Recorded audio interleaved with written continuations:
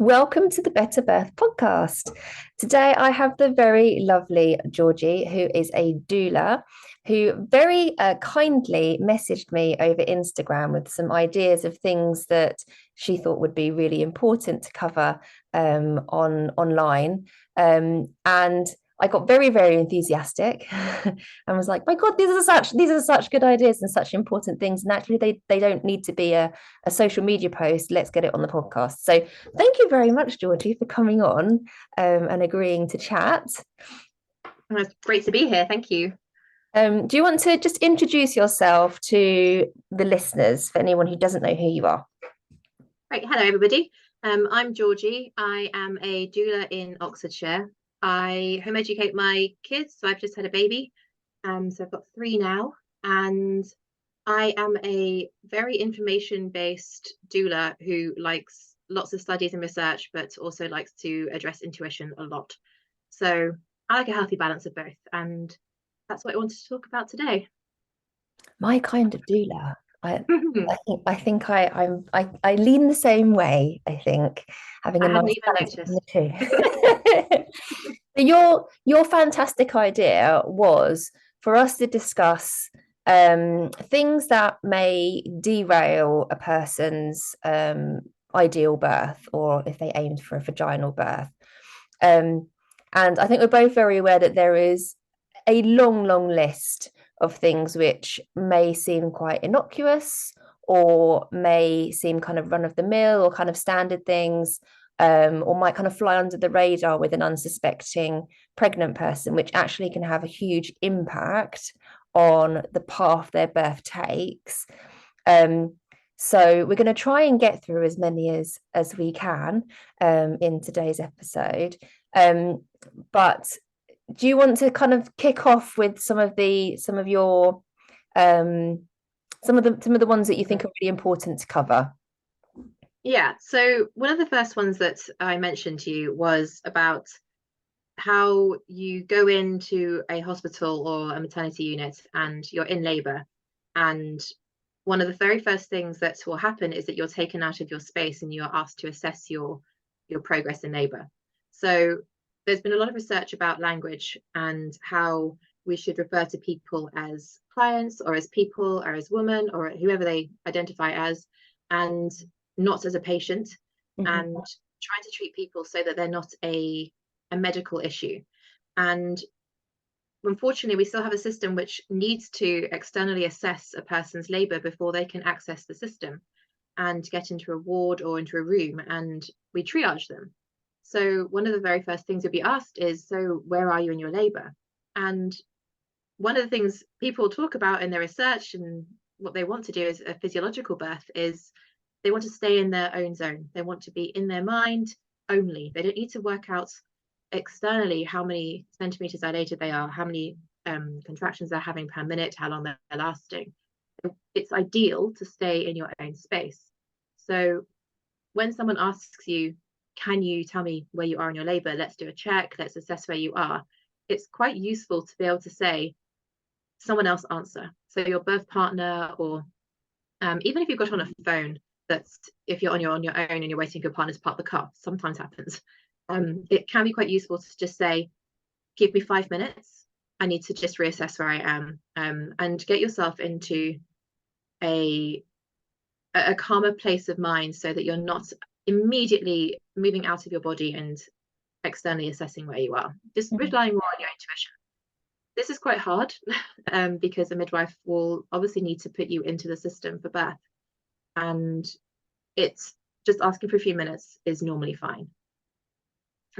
We talked a little bit about understanding what your midwife might ask you to do, and phrases that popped up into my head. First of all, were things that have been mentioned before, and people might have heard them before, maybe their first time.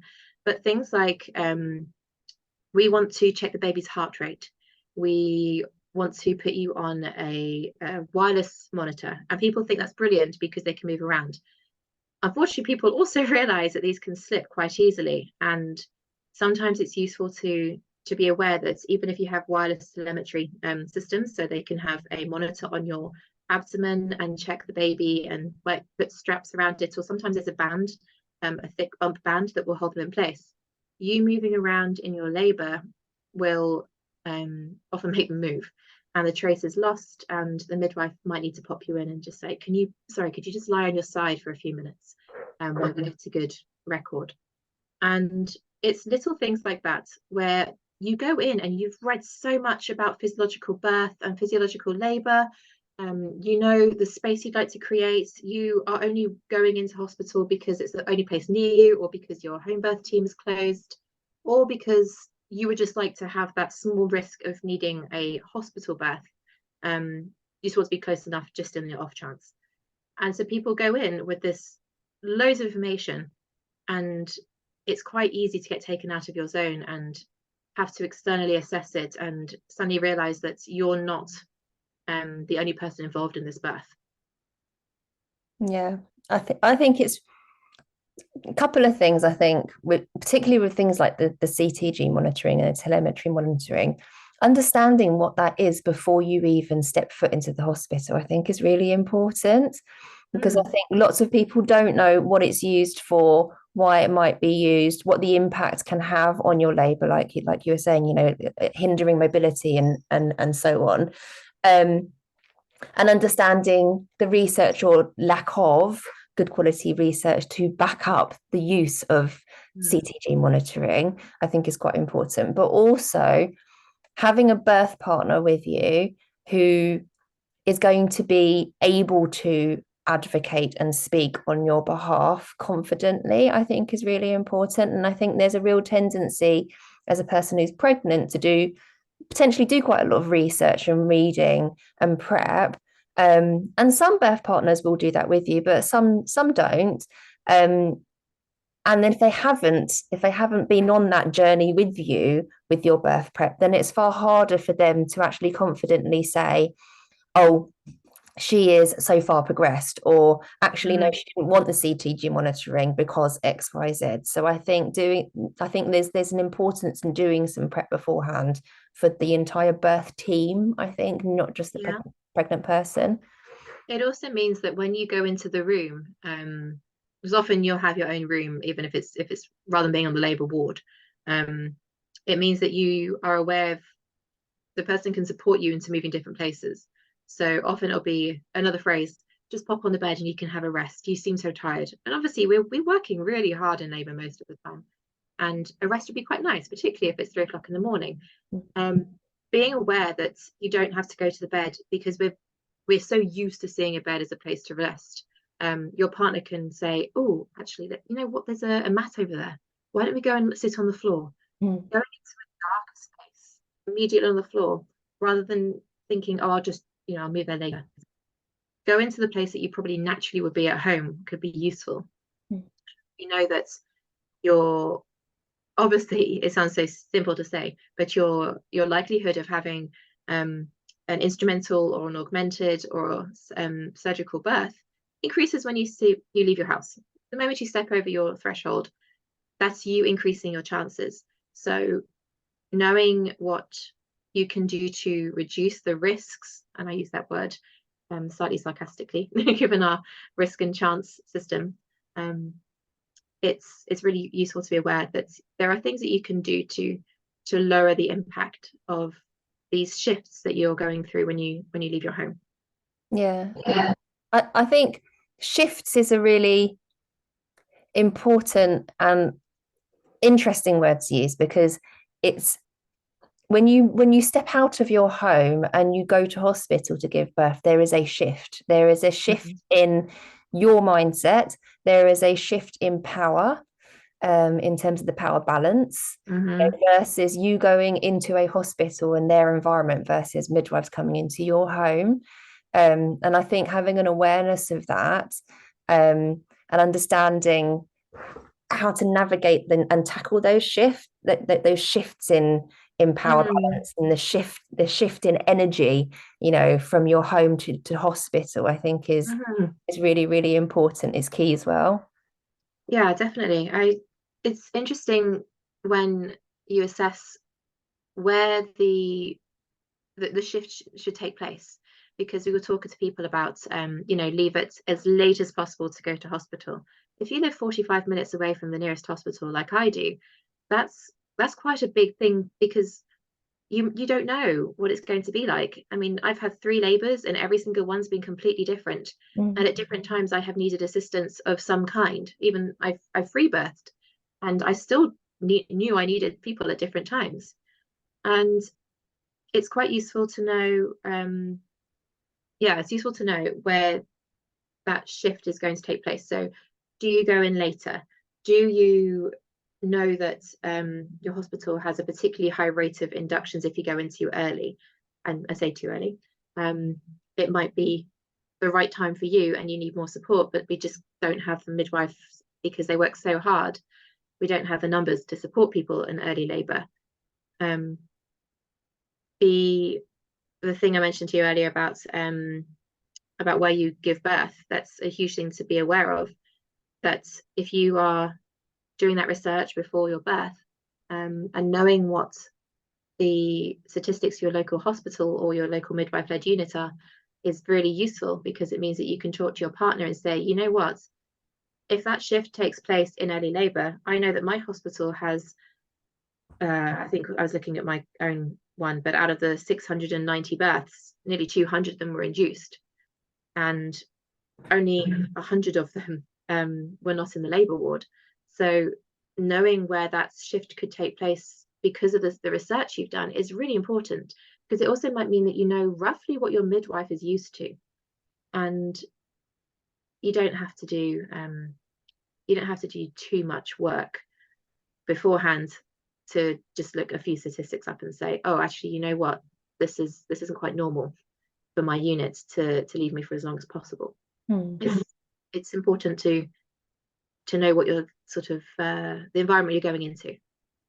Yeah, definitely. I think looking up statistics for your local hospital is really important. It's something that I've posted about quite a lot, quite a lot recently, but it's a recurring post that I'll share every now and then, because for England at least, those statistics are publicly available and accessible. I say they're accessible. They're not particularly easy to digest, to be perfectly honest, and interpret, but they are there. There is an NHS maternity dashboard, which if anyone wants the link to it, if you go to my website and go to my blog and you scroll down, there's a blog post for it. And you can look up your trust. So not your individual hospital potentially, but you can look up your trust if you have multiple hospitals under a trust, NHS trust, and that will give you a flavour, I think, of the trends in your hospital in terms of and the statistics vary wildly, because you can compare against all the other hospitals, all the other trusts in England, and the rates of C-sections, for example, and spontaneous vaginal births in one hospital will be completely different from another hospital. So there are hospitals that are getting it quite right, and there are hospitals where there should be red flags and warning alarm bells going, if you look at their stats. The other place I would look for if I was going to try and find statistics for my hospital was to try and find either their social media page, if your hospital has a social media page, because they might share birth statistics quite often with infographics. They're about as useful as, I can't think of an analogy. They're just not very useful. No, they're someone's interpretation of what it would be nice to look like. Well, I think I don't know, the cynical part of me thinks that they're intentionally vague, I think, because they don't really, because they if they've got awful statistics on medical interventions, they're not going to want to shout about it. So saying that our biggest baby and there was this many boys and this many girls, and that doesn't tell you anything. That's not important information. I can confidently say for my hospital, because I produce the infographics for the Community Voices Partnership, so I make sure that they are useful. So if you go and look at Pro MVP for the Princess Royal University Hospital in London, for the Maternity Voices Partnership, that's another place to go and seek out their social media page. If your hospital has a Maternity Voices Partnership, they may have the obstetrics dashboard, like I get access to, and those statistics may be useful. So for example, in the infographics I share, I try and show trends of how many inductions are happening month on month. So you can see that's so useful. they're going down. How many elective C-sections versus unplanned C-sections there are, how many instrumental births are happening, how many, what's the percentage rate of breastfeeding at first feed. Does yours have augmented rates and induced rates broken down? No, it doesn't. It's just I just get an induction figure, and the VBAC figure doesn't really make sense. I don't think either, but it's better than nothing. So you can get some good information, I think, off social media, and again, it will give you a flavour for what the trends are like in your hospital, because that can mentally prepare you, I think, for what it may be like and the interactions may be like when you go to hospital. Yeah, I think that knowing whether your hospitals are tertiary units for the surrounding areas is really important. One of the common ones that happens in our area where we have, I'm Oxfordshire, we have a few MLUs and standalone MLUs, which is wonderful. And we even have an MLU that's based at the main tertiary hospital too. Knowing that those are there is really important. Unfortunately, as you say, you can't break down on the dashboard what birth type happened there, but you can see our MVP publishes how many births took place at each place, at each unit. But what can be useful is knowing that if you are under the care of an MRU, but then you need to go to the tertiary hospital for some reason, know that that approach of care is going to be different to what you've experienced in community. A common one that happens with us in our area is sorry, my computer's just beeped at me. So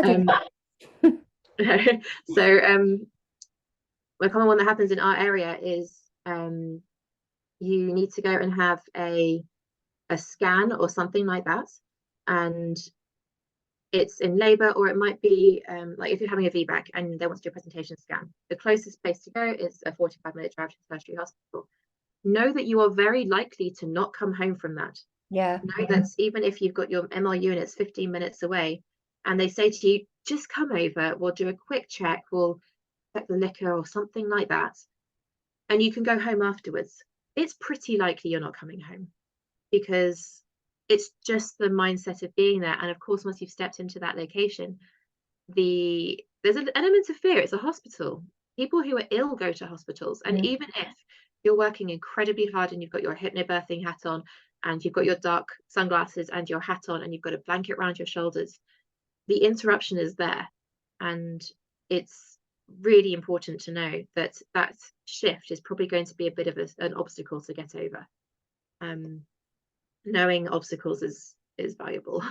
Yeah, it's a tricky one, isn't it? Because knowing that those conversations may take place and they're very likely to take place, and being prepared for it is one thing, but having to have the conversation in itself, which is kind of unavoidable if you're going to go into hospital, because whether you're determined to decline something or not, you're still having to have that conversation to do that.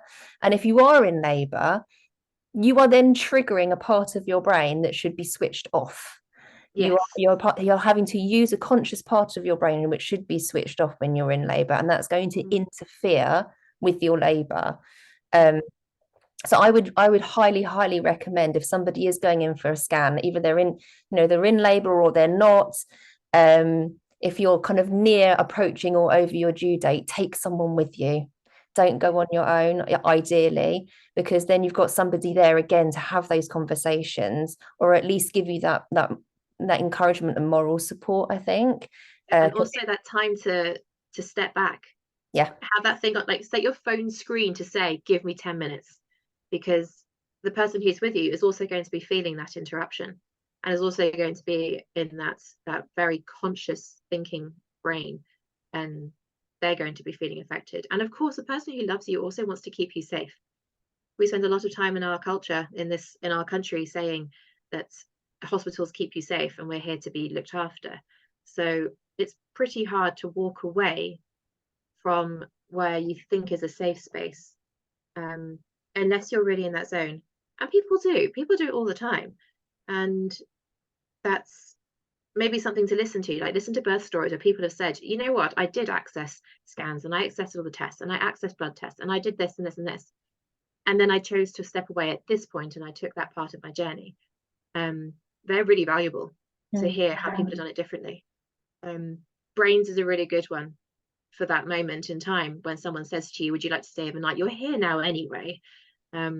Or an obstetrician will be doing ward work tomorrow. So why don't you just stay and you can talk to them tomorrow? You haven't got to come in again. Giving that 10 minutes and then doing the brains, which I think you've talked about before. The benefits, the risks, the alternatives, what your intuition says, and what happens if you do nothing.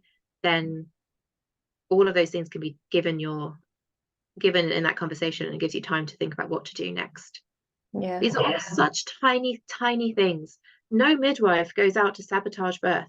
No person in a hospital opens their doors and says, great, another person who we're going to take out of their comfort zone.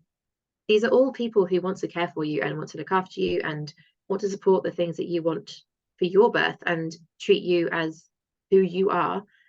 It's just really easy because our system is also not set up to treat you as an individual, and support you at home all the time. And if you go to the hospital because you need to during your birth, if something comes up and you say, actually, you know what, this isn't right, something in me is saying I need to go to a hospital, quite often your intuition is correct. And those places are there set up to support you. And you can still do the give me 10 minutes, and you can still do the let me talk to this person with me so I can decide what to do, and use the brain's system to make those decisions. Which is the brain, unfortunately. I think it's really rare, or more often than not, you can actually have 10-15 minutes minimum to just step away, or ask them to step away and sit and think and digest what your options are. And I think people get flustered, don't they? It's like when you're at an antenatal appointment and you're at 39 weeks and the midwife says, well, let's just book you in for an induction, and you're definite you don't want an induction, but you're kind of like, oh, okay, well, I don't really want one. And they're like, but if we don't book it in, then we might not have space, so let's just book it in and you can decline it later. And then you kind of go, oh, okay, fine. And then you've just given them an in then to pressurize you more, because you've got this deadline looming for your induction. And actually, if induction was that important and it was that, they'd do it then. They would find you a slot. They would have you in. You wouldn't need to be booked in. You could just rock up anytime and say, this is not safe, I need an induction, can you give me one? And they would give you one. It's again, it's the power balance and mind games a little bit, I think.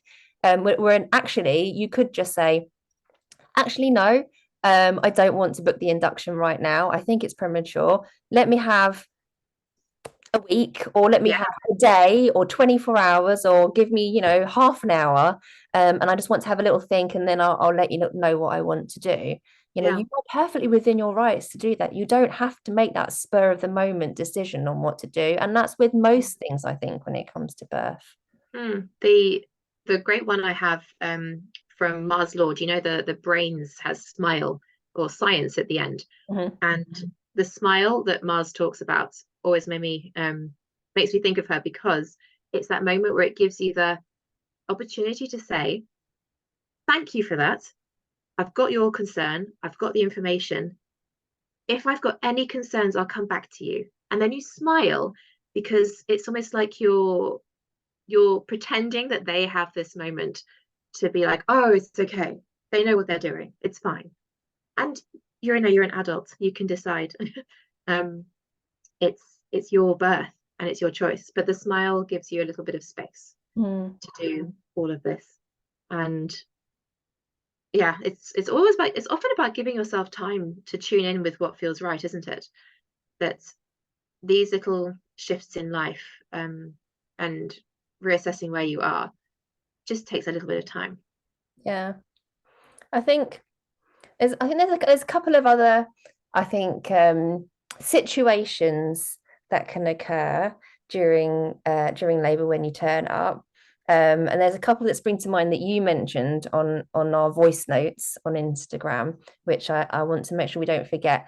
So I think one of them was not giving you realistic expectations of how long things can take, time limits on things, or giving you kind of timescales for things. So, for example, I just want to listen to baby. Just hop on the bed and I'll be back in 10 minutes, and then they're gone for 2 hours. Yeah. Yeah. That really messes with your mind. You're like, they're going to come back. Where are they? And then you're on high alert. And then there's no baby arriving when you're on high alert, because you're completely distracted. You're worrying about why they haven't come back. You're worrying about whether the baby's okay. You don't feel like you can relax until they've done the check they said they were going to do, and they didn't come back. Yeah, this again, not a thing that people plan to do. No one walks away and says, I'll leave them 2 hours and I told them 10 minutes. It's one of those things where you just don't know what it's going to be like. So you could walk in and they say, right, I'm going to give you a 10-minute check, or I'll come and give you some pain relief in half an hour on my next moments. And then it's going to be a long time. And people will always talk in their stories that their partner was going around and saying, she needs to just have something. And they're trying to find a midwife who's got the time to come over and see you. And yeah, time is a difficult one to wait for. And that's also in postpartum time. So sometimes you might transfer there after you've had your baby at home. And I've had a case where a baby had a cord snap, and it took such a long time for each of those checks to be done. And obviously the baby was safe. If the baby was not safe, things would be done really fast. But because the baby was technically fine, mum was technically fine, things took a long time for it to get through. And this moment where they said, right, we're just going to take the baby to the hospital because we just want to do a check to make sure that their blood loss is not severe. That check was, I think they said, oh, you come back later this morning.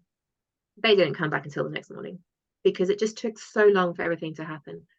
And yeah, it's a busy place.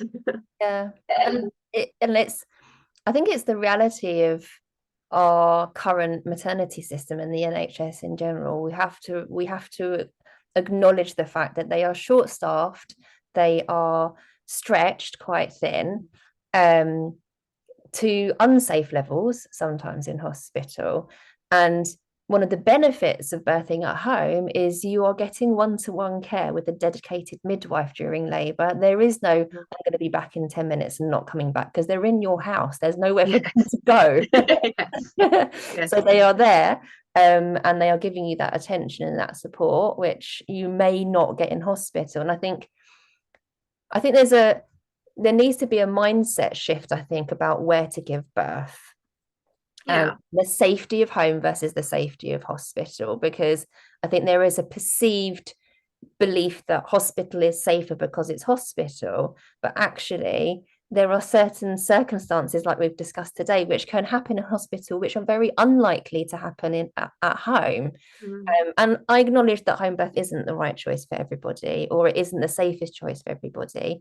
But I would also argue that for the vast majority of people choosing to birth in hospital, they would be better off at home if they just considered it, rather than completely just discounting it out of hand, not even considering it, just being open to the idea, exploring it. And then if you decide, no, actually, that's not for me, I want to birth in hospital, that's fine. But I think I would love for people to just be a little bit more open-minded, because potentially they would have a better experience birthing at home versus hospital. Yeah, well, we know that people dramatically reduce their incidences of any mortality or morbidity outcomes. So anyone who has a surgical birth or has a baby with an issue or the parent with an issue, we know that that dramatically reduces if you even plan a home birth. Yeah. Even if at the day or the night you say, actually, I want to go to hospital.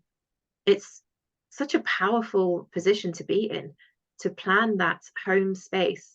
And I don't know what it is. I don't know if it's the hormonal effect. I don't know if it's the psychological effect of the people around you who support you, but something about it means that it lowers those chances and those outcomes. And that's a very valuable piece of information that people should just be told. Yeah. As a standard, you know, where's your place of birth going to be? Oh, okay, so you've got MRU, you've got hospital, you've got home. Just so you know, your chances of a poor outcome of any kind are dramatically lowered if you plan to give birth at home. But we're ready for you in the hospital if you want us. Wouldn't that be great? That would be the dream, wouldn't it? That would be the ideal. But it won't happen because they don't have the staffing to facilitate Yeah, hundreds of home births. yeah, You know, they don't even have the staffing to facilitate the people that do want to have home births at the minute. Which is again why this discussion is so important, because most people, whether they want to birth at home or want to birth at hospital, are probably going to end up birthing at hospital. And I mm, think then having an awareness of the things and the nuances and the discussions and the changes in environment and the changes on your body and your hormones and your emotions and, you know, all of that I think is really important to understand, mm. so that you can start to just counteract and counterbalance some of those things which may be negatively affecting your labor. Yeah, definitely. Being aware of the potential hiccups, but also talking about them, of course, with whoever's going to accompany you. It's invaluable. And that can be part of your birth plan prep. You Mm-hmm. know, talking about these things. This is what I'd like. Oh, you know, I heard this person say that it can be quite jarring to leave the house and then to go in the car having contractions. God, they're the worst thing in the world. And it means that the person's aware, and awareness again makes it so that that transition can be smoother. Mm-hmm.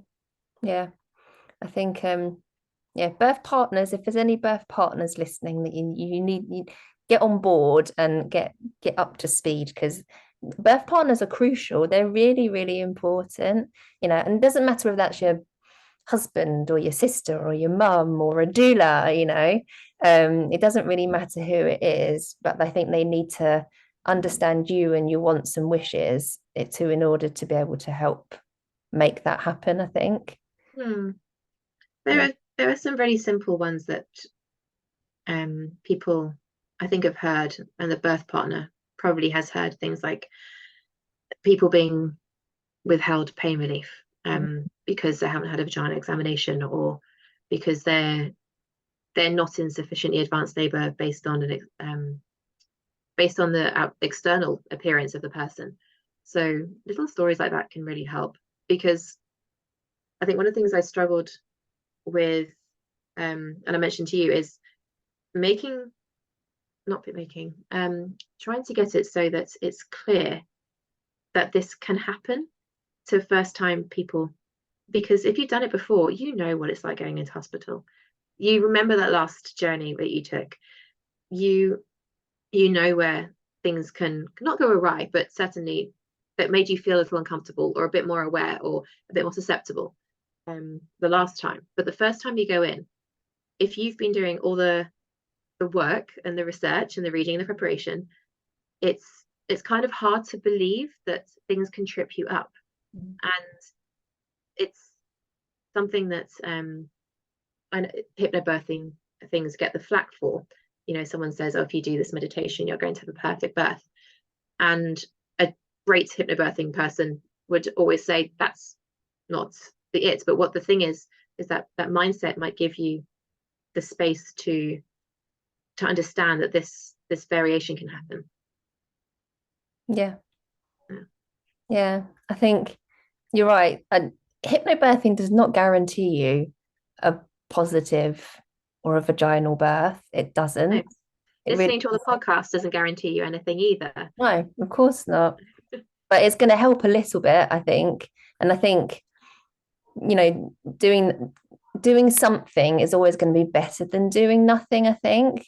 Preparing for the knowledge and preparing for the hiccups Yeah. makes it that. So yeah, the vaginal birth isn't the goal. It's the supportive environment. It's the feeling cared for. It's the feeling treasured, feeling like you are the most valuable person in this room, and feeling like you are surrounded by wisdom and not coercion. It's the mode of birth may be slightly related to any feelings afterwards. If you have a surgical birth and you wanted a vaginal birth, then maybe there'll be disappointment. But if you felt treasured the entire time and surrounded by people who thought you were the most incredible person for doing all of these things and making all these wonderful choices, then even in a difficult situation and knowing that you made the right choice for you, it's going to make all the difference. And you're the one making the choices. Yeah. Rather than having someone else dictating to you what you should be doing. Yeah, decision making needs to be erased from the board. Yeah, it's the person giving birth, it's their baby, it's their choice. And the people around them may or may not agree with their choices, but it's not their choice, it's yours.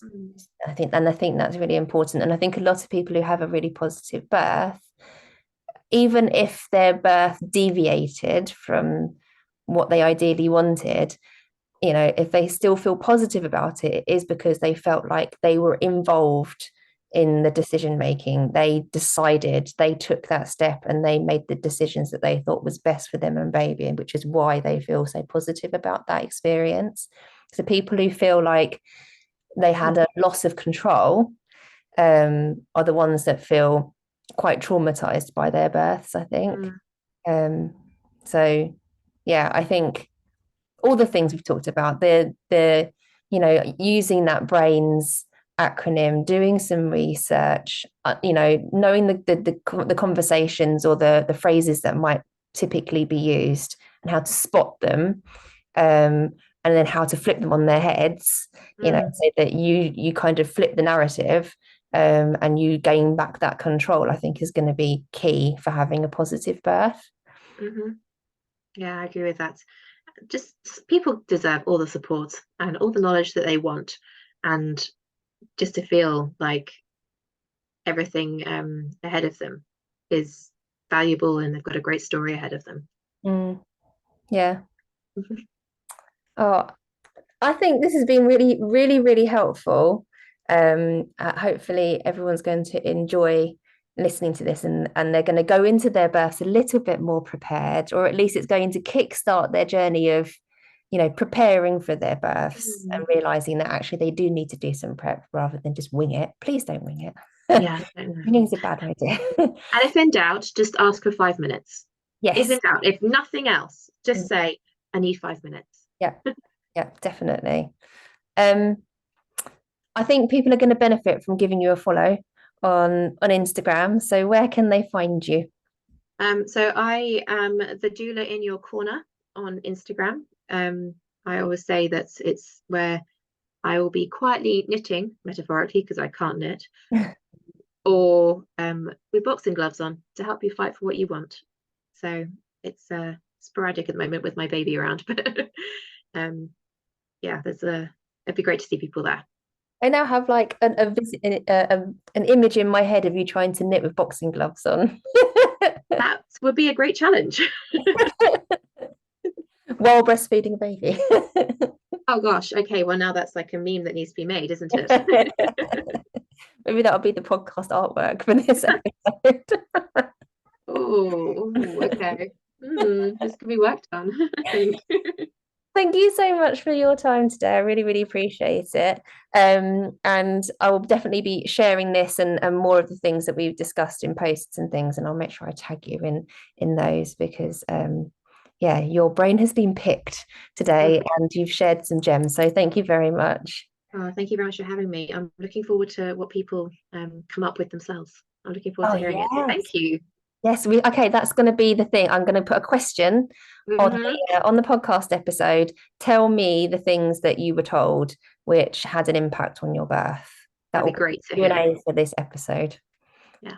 Okay, thank you very much. Thank you.